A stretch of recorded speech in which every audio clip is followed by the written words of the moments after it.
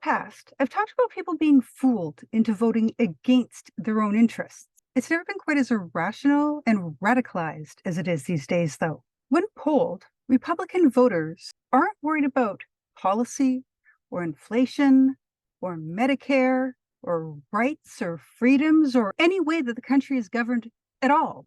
They really showed that they've lost all reason when answering the question, what do you want in a president? Their answers? 85% just want a president who challenges woke ideas. 66% are only worried about gun legislation. It must be someone who is against all gun legislation, all of it. 61% want someone who will say that Trump won in 2020. And 57% just want someone who's going to make the libs mad. Anyone else notice that there is no governing in any of that? The brainwashing fucking worked.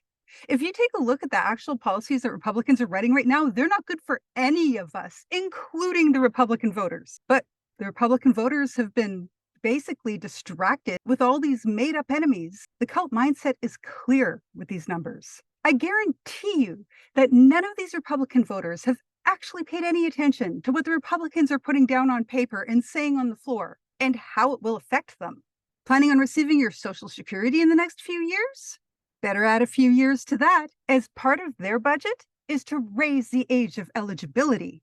Someone out there is yelling, no way. They have promised they would never do that. Yeah, they said that, didn't they? But on the budget that they have officially written, that you can go look at for yourself, they did indeed include an increase in age for access to Social Security. And that's just one tiny part of their budget, which is bad for 94% of the population. The rest of it is also bad for everybody. When it comes to voting, you're helping to create the world that you are going to live in going forward, and you're helping to create the world for future generations. It's an important decision and an important responsibility. And you owe it to yourself, your loved ones, and the country itself to vote skeptically, damn it.